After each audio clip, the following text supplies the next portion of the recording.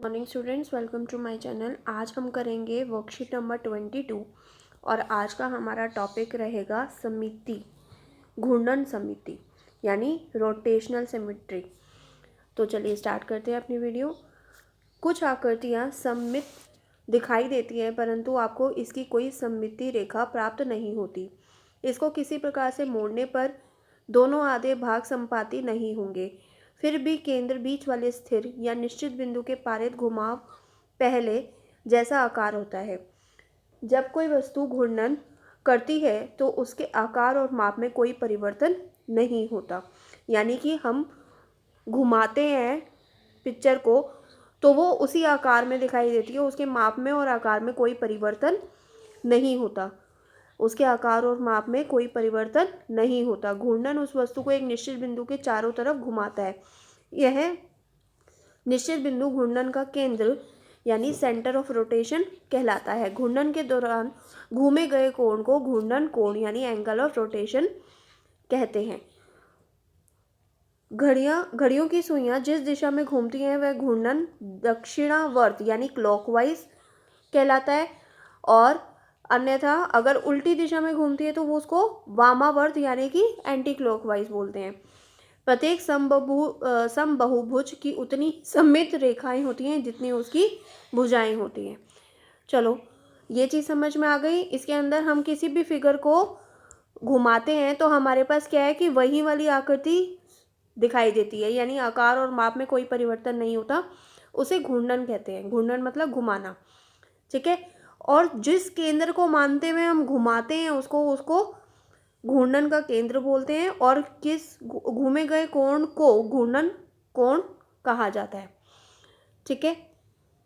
अब देखो, अगर ये ताश का पत्ता है, ताश के पत्ते में ये ओरिजिनल हमारे पास दे रखा है। अगर हम ताश के पत्ते को 180 डिग्री घुमाते हैं तो हमें सेम यही पत्ता नज़र आता है, ठीक है। इसी तरह से ये हवाई चक्री, तो इसको हम 0 डिग्री यानी कि ये हमारे पास ओरिजिनल पोजीशन हो गई, ठीक है। फिर 90 डिग्री घुमाया हमने। अब इसके अंदर देखो, ये हवाई चक्री है। अगर मैं इसको 90 डिग्री घुमाऊं तब भी मेरे को सेम यही मिलेगी। अगर 180 डिग्री घुमाऊं तब भी यही आकार मिलेगा। 270 डिग्री घुमाऊं तब भी देखो ये आकार मिलेगा। इसके अंदर जब 90 डिग्री घुमाया तो ये वाला आकार सेम है, ठीक है। 180 डिग्री घुमाया तब भी यही हमें चित्र मिला। 270 डिग्री तब भी हमें यही मिला, ठीक है। तो इसका मतलब है ये हमारे पास ये वाला जो हमारे पास है इसको बोलते हैं घूर्णन केंद्र, ठीक है। और ये हमारे पास क्या है, घूर्णन कोण, ठीक है। इसी तरह से जब 360 डिग्री घुमाएंगे तब भी हमारे पास एक पूरा जो चक्र होता है वो हमारे पास 360 डिग्री का होता है, ठीक है। एक पूरा चक्र जो होता है वो 360 डिग्री का होता है। अगर मैं बोलूँ आधा चक्र लेना है यानी 180 डिग्री घूमेगा, 1/4 लेना है 1/4, तो इसका मतलब है 90 डिग्री कोण बनेगा, ठीक है।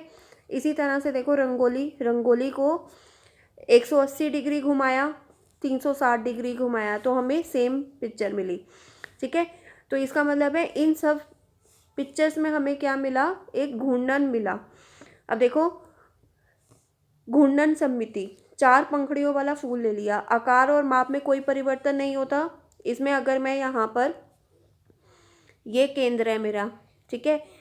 इस केंद्र पे अगर मैं 90 डिग्री इसको घुमाऊं तब भी मेरे पास सेम ही मिलेगी। 180 डिग्री घुमाऊं तब भी मुझे सेम ही पिक्चर मिलेगी, ठीक है। 270 घुमाऊं तब भी मेरे पास सेम ही पिक्चर मिलेगी, ठीक है। तो इसके अंदर हमारे पास क्या है, ये हमारे पास घूर्णन केंद्र। और जैसे जैसे अब देखो, इस साइड पे रोटेट करेगा, ऐसे करेगा तो इसका मतलब है दक्षिणावर्त, और अगर इस तरह से घूमेगा, ठीक है, मतलब ऐसे घड़ी की सुई ऐसे चलती है ना, तो इसका मतलब है क्लॉकवाइज है, दक्षिणावर्त। अगर वो ऐसे करके उल्टी डायरेक्शन में घूमेगा तो एंटी क्लॉकवाइज, यानी कि ये वाला हो जाएगा वामावर्त घूर्णन, ठीक है। अब 1/4 चक्कर का मतलब क्या हुआ, 90 डिग्री, और आधा चक्कर यानी कि 180 डिग्री, ठीक है। तो ये जो एंगल बनेगा इसको बोलते हैं घूर्णन कोण। अब यहाँ पर आकृति में घूर्णन सममिति क्या है, इसका मतलब है सर्वांग सम, यानी कि सेम होनी चाहिए हमारे पास पिक्चर। तो देखो 90 डिग्री घुमाया तो सेम आया, इसी तरह से 90 डिग्री, 180 डिग्री, 270 डिग्री, 360 डिग्री, सब में हमारे पास सेम ही पिक्चर आई। तो 4 स्थितियाँ ऐसी हैं, ठीक है, जिसके अंदर हमारे पास सेम है। तो इसका मतलब है इसका जो ऑर्डर ऑफ रोटेशन यानी घूर्णन का क्रम कितना हो जाएगा, घूर्णन का क्रम हो जाएगा 4, ठीक है। इसी तरह से देखो त्रिभुज में 0, 90, 180, 270, 360। अब इसमें हमें बताना है, तो देखो इसके अंदर हमारे पास ये वाला कोई सेम है, ये वाला जो ओरिजिनल है उससे सेम नहीं है, ये भी सेम नहीं है, ये भी सेम नहीं है, तो 360 डिग्री पे हमारे पास सेम है। तो हमारे पास ना तो 90 डिग्री पे हमारे पास ये वाली पिक्चर मिल रही है, ना 180 डिग्री पे, ना 270 पे, हमें 360 पे यही वाली पिक्चर दोबारा से मिल रही है। तो इसका क्रम क्या है, सिर्फ 1 है, ठीक है। अब यहाँ पर देखो 0 और 360, तो इसका मतलब है एक ही इसका क्रम है जिस पे हमें यही वाली पिक्चर दोबारा मिल रही है, क्योंकि 90 डिग्री पे क्या होगा, ये इस साइड पे आ जाएगा, ठीक है। तो हमारे पास सेम आकृति नहीं मिलेगी, इसलिए इसका घूर्णन 1 है, ठीक है। तो देखो यही हमने पढ़ा था। इसके अंदर देखो 90 डिग्री का, फिर यहाँ पर देखो 90 डिग्री रोटेट हो रहा है, ये इसका घूर्णन केंद्र हो गया। यहाँ से 90 डिग्री चले, फिर यहाँ पर 90 डिग्री, यहाँ पर 90 डिग्री, यहाँ पर 90 डिग्री, ठीक है।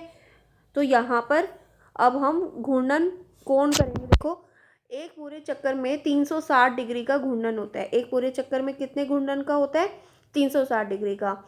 अगर आधा चक्कर काटेंगे, आधा चक्कर यानी कि 1/2 इंटू 360 डिग्री, तो कितना आ जाएगा हमारे पास 180 डिग्री। यानी आधे चक्कर का मतलब कितना हुआ, 180 डिग्री। और 1/4 का मतलब 1/4 और गुणा में 360 डिग्री। तो इसका मतलब है 1/4 घूर्णन के कोण का माप कितना होगा, 90 डिग्री, ठीक है। अब देखो कुछ आकारों में केवल एक ही सममिति रेखा होती है, कुछ में केवल घूर्णन समिति ही होती है, और कुछ में दोनों प्रकार की सममिति होती है। अब देखो आकार क्या है, वर्ग। इसमें सममिति रेखाओं की संख्या कितनी होती है, 4। सममित रेखाओं का संगमन बिंदु जो सम्मुख भुजाओं के मध्य बिंदु को जोड़ता है। तो इसमें क्रम कितना होगा, 4। तो 360 डिग्री बटा 4 इज इक्वल टू कितना आ जाएगा हमारे पास, 90 डिग्री। Z आकार में हमारे पास सममिति रेखाएं कितनी होंगी, एक ही होंगी, ठीक है। और यहाँ पर हमारे पास जो कोण बनेंगे वो यहाँ पर 2 बनेंगे। सममिति रेखाएं यहाँ पर हमारे पास कितनी बनेगी, इस तरह से है। तो इसमें सममिति रेखाएं तो एक भी नहीं बनेंगी यहाँ पर, ठीक है। और घूर्णन सममिति का क्रम कितना हो जाएगा, 2। इसी तरह से S वाले में हमारे पास कोई भी नहीं बनेगा, और यहाँ पर हमारे पास कितनी बनेगी, यहाँ पर कोई भी नहीं बनेगी, ठीक है। E आकार में भी हमारे पास कोई नहीं बनेगी, ठीक है। और E आकार में देखो यहाँ पर हमारे पास एक, इस तरह से इसमें एक बनेगी सममिति रेखाएं, और वृत्त में हमने पढ़ा था अनगिनत होंगी, ठीक है। तो यहाँ पर भी अनगिनत ही कोण बनेंगे, ठीक है। और क्रम भी अनगिनत होंगे, कोण भी क्या हो जाएंगे, अनगिनत, अनंत, ठीक है, अनंत। अब देखो अगर हमारे पास Z में यहाँ पर एंगल कितना है, तो 360/2 यानी 180 डिग्री का होगा। इसमें तो कोई क्रम ही नहीं है, S में तो नहीं होगा, E में हमारे पास नहीं होगा, वृत्त में कितना हो जाएगा, अनंत हो जाएंगे, ठीक है। अब यहाँ देखो निम्नलिखित आकृतियों में से किन आकृतियों में एक से अधिक क्रम की घूर्णन सममिति है। तो यहाँ पर देखो, यहाँ पर हमारे पास, यहाँ इस साइड पे आप लगा दो डॉट, ठीक है, और यहाँ एरो लगा दो। अब इसको घुमाओ, 90 डिग्री घुमाया तो हमें सेम मिलेगी, 180 डिग्री घुमाएंगे तब भी सेम, 270 पे भी हमें यही आकृति मिलेगी, और 360 पे भी यही आकृति मिलेगी। इसका मतलब है इसमें हमारे पास 4 घूर्णन समिति मिलेगी। घूर्णन समिति कितनी मिलेगी, यहाँ पर घूर्णन समिति यहाँ पर मिलेगी हमें 4, ठीक है।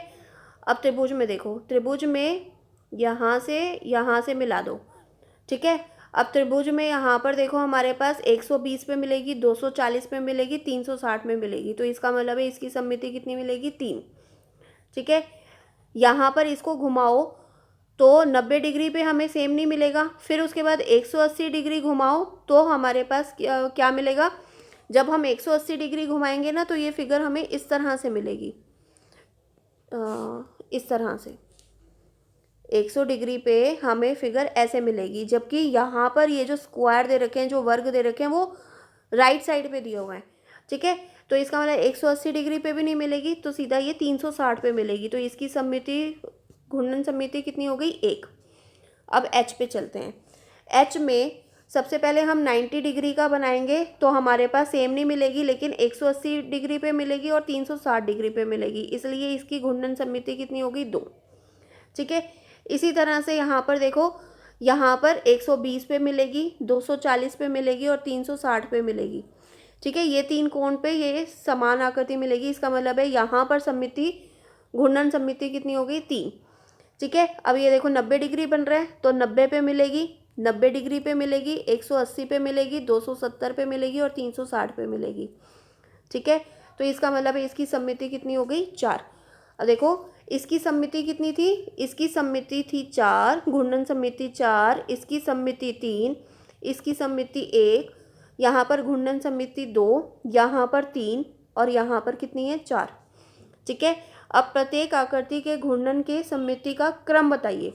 अब देखो ये 180 डिग्री पे तो नहीं मिलेगी, ये देखो 90 डिग्री पे तो नहीं मिलेगी, 180 डिग्री पे देखो हमें सेम फिगर मिलेगी, तो 180 डिग्री पे मिलेगी और 360 डिग्री पे मिलेगी।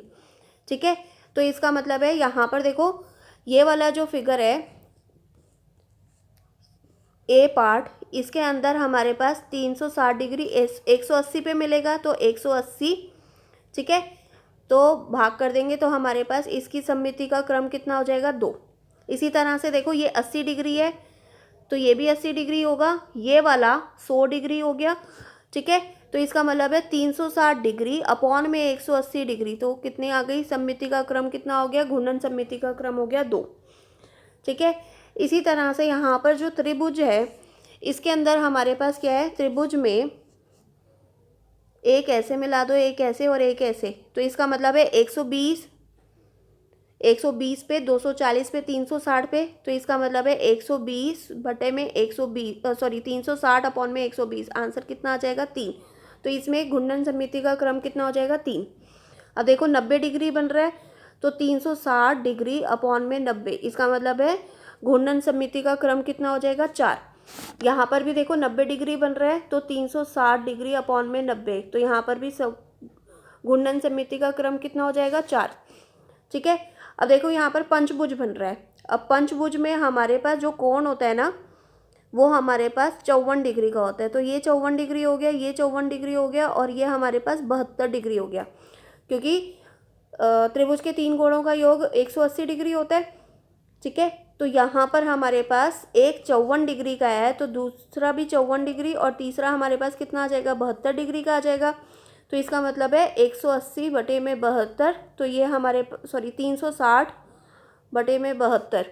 देखो यहाँ पर जो हमारे पास है ये वाला जो हमारे पास है ये 54, ये 54 और ये हमारे पास 72। ठीक है, तो 360 बटे में 72, तो हमारे पास सममिति का, घूर्णन सममिति का क्रम कितना आ जाएगा, 5। ठीक है, इसी तरह से यहाँ पर हमारे पास 60 डिग्री का बनेगा। ठीक है, तो 360 बटे 60 यानी कि 6, घूर्णन सममिति का क्रम कितना हो जाएगा, 6। अब यहाँ पर देखो यहाँ पर भी त्रिभुज ही बन रहा है। ठीक है, तो त्रिभुज बन रहा है तो 360 बटे में 120 यानी कि घूर्णन सममिति का क्रम कितना हो जाएगा, 3।